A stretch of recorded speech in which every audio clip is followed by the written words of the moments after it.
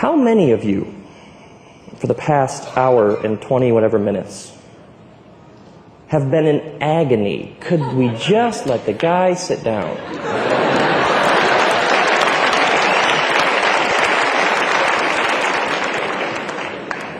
You're dying and you're sitting. How many of you have been like, can't he just sit down and be done? Now you understand Leviticus. Now you understand the sacrificial system. Can't we just have one sacrifice for all time? Are we preaching? Do you understand the text now? Do you understand when Hebrews says our fathers longed to look into these things? The Day of Atonement, we're all here for the Day of Atonement. We're going to be back here next year because you're going to walk out this door and probably, I don't know, cuss at someone in the parking lot. Who knows? I mean, let's be honest. Let's be honest. We're going to walk right back out and we're going to continue to be human. Would you agree?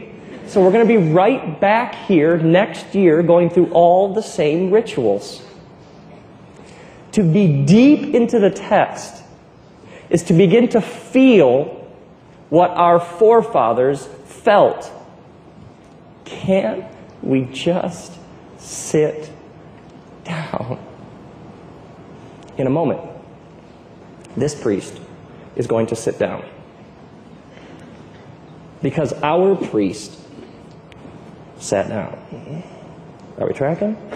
Now, I have been to more sporting events where grown men played boys' games and points, and people in the aisles would jump up and down and celebrate stuff that means nothing.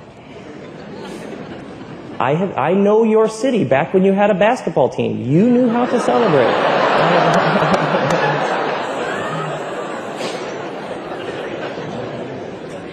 I'm just a prophet speaking truth. Okay? Apparently I'm a voice in the wilderness at this moment, but nevertheless. I have been to see my favorite punk bands, and I have stood for hours on my chair or in the mosh pit, jumping up and down, celebrating and singing. I have seen people at political rallies chant and cheer for hours and hours. I live in a culture that celebrates, that jumps up and down, that shouts, that sings, that cheers, and cheers stuff that in the grand scope of things is next to meaningless. Now, in a moment, this high priest is going to sit down because the work is done. And when he does, we are going to partay. Now, do not give me any of this lame hallelujah, okay? The praise police will come in, will cuff you, okay? I want to see a celebration worthy of the simple fact that this high priest sat down. I want to see the kind of celebration that will give me a foretaste of heaven. I want to see the kind of celebration that reflects a redeemed community celebrating the fact that they are free. I want to see grown men who don't know each other hugging. Okay? I want to see people out of their chairs, out of the aisles, on their chairs. Whatever it looks like, I want to see a celebration worthy of the priest who entered into the tabernacle, not made by hands, and sat down. Are we getting ready? Okay, hold on.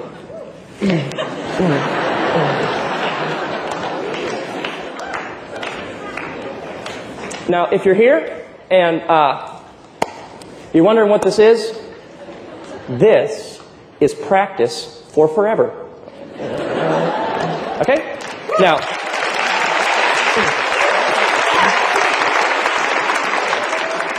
if you are here tonight and you came in these doors loaded down by things, I beg you to think through the claims that Jesus makes about you, the claims that he makes about your life.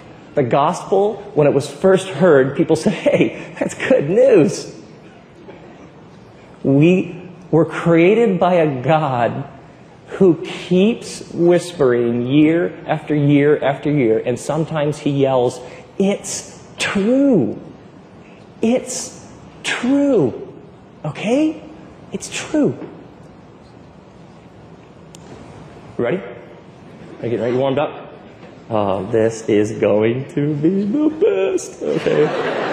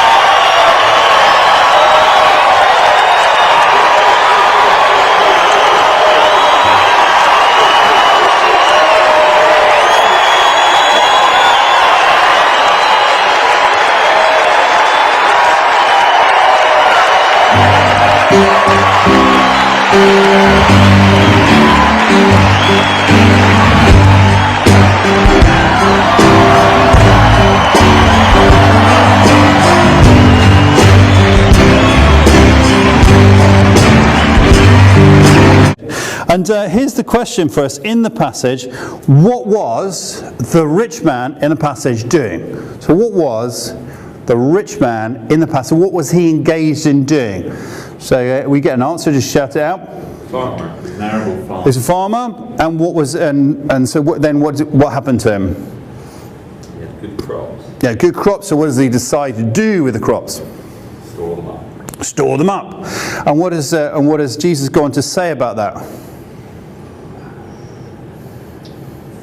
So is that verse 20? Yeah.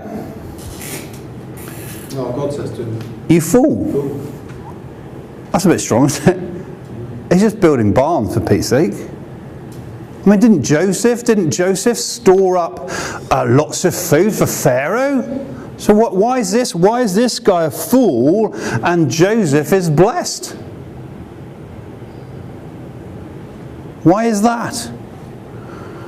And I think to answer that question, we need to count up the number of I's and I'ls and my's from 17 to 19, to the end of 19. Can anybody whistle through that? Perhaps our resident accountant can get there ahead of somebody. This is great. Himself one. Yeah, that'll do. 12. 12. So that's only a very small number of column inches, and he's referring to himself. Me, I, me, myself, blah, blah, blah, all that sort of stuff. Where is his focus? On me, on him, on himself. So who was he trusting for the time ahead? Who was he trusting for the time ahead? Himself. So he was trusting himself for the time ahead. Where was God in his horizon?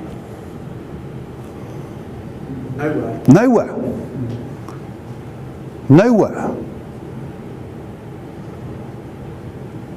Is that shell collector? Pardon? He's the shell collector. He is the shell collector from the other video, isn't he? It's like he's saying, I'm going to trust myself, and God is nowhere. He doesn't even figure in this plan. So here's a question then for you guys. What is the similarity between the rich man and the original questioner? Because Jesus didn't give an answer just because he had one prepared and he hooked answer 3B out of his briefcase and then read it out to the crowd. He always responded to the actual need. So what is the similarity between the rich man and the original questioner who's worried about his brother? They both want to look after number one. They both want to look after number one. And they both think that their life consists in what they have. In what they have, yeah. So they're all looking to accumulate lots of wealth. But there's something else, and it's a bit sort of hidden as well. And I think it is this. What had the brother done to earn the money that he was going to inherit?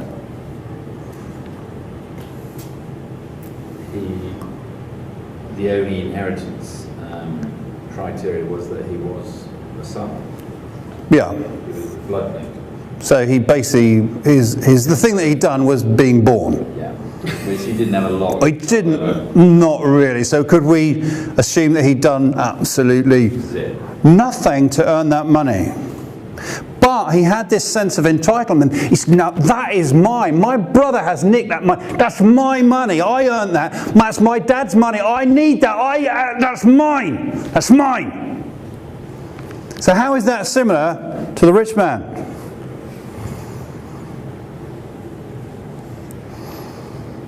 I'm working you hard this morning. It was his, wasn't it? It really was his. It really was his. It really was his. I heard that. Okay, so it really was his. That would be a dissimilarity. But we'll work with it. We'll work with it. I know you accountants, you the one box or the other. I just feel like a farmer Yes? is completely, he does some work, but actually it requires the sun and the rain and the plants to grow. I think you're on something. Go on. Yeah, so actually, really it's God that provides it. Aha, interesting. So let's just hang on to that thought. So what did the rich man actually supply to get the whole thing moving? Do you think? We're conjecture. We're postulating. Well, he did some digging. He did a little bit. Well, someone spit all over the Digging corner. and sowing. He did some digging and some sowing. So he provided a little bit of. He might have bought some seed. Yeah. But who supplied the rain? Who supplied the warmth? Who supplied the sun? Who actually made the soil in the first place? Who actually made the seed in the first place? Who did that? God.